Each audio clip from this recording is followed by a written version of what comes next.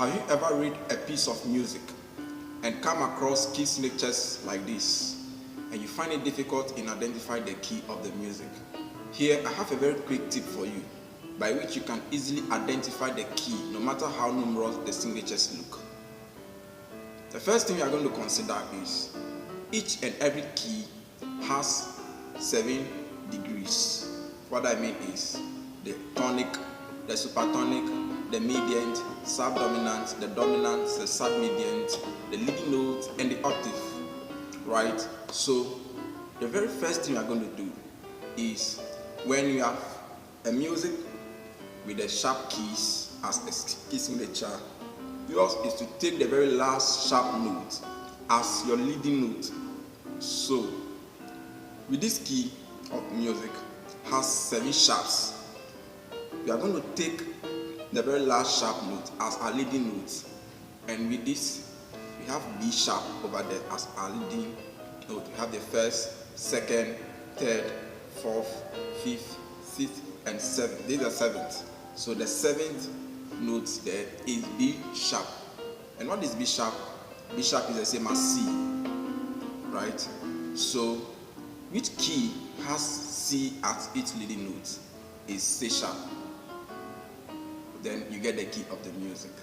So whenever you meet a key signatures of sharps and maybe you don't know the key, you find it difficult to identify, just use the very last sharp notes. Yours is to count from the top to the down.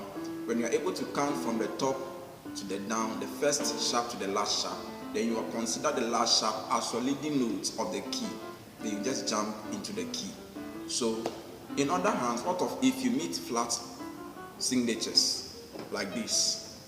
With these flat signatures, you are also going to take the very last flat note as your subdominant note of the key. Now, what you have to do is to count from the top to the down. So for example, this one too has 3 flats, and the 3 flats starting from the first to the second to the third, which is A flat, right?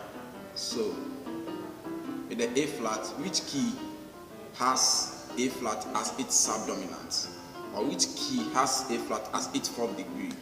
The key is E flat. E flat has A flat as its subdominant. So therefore the key of the music is E flat. So you can have 7 flats of the key signature, but yours is to consider the very last flat note as your subdominant note of the key.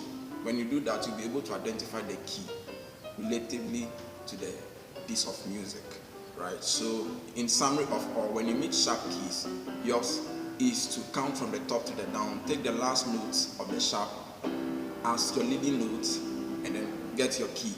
When you meet flat notes, count from the top to the down, take the last flat note as your subdominant note of the key, then just get your key. That is how basically it is. Thanks.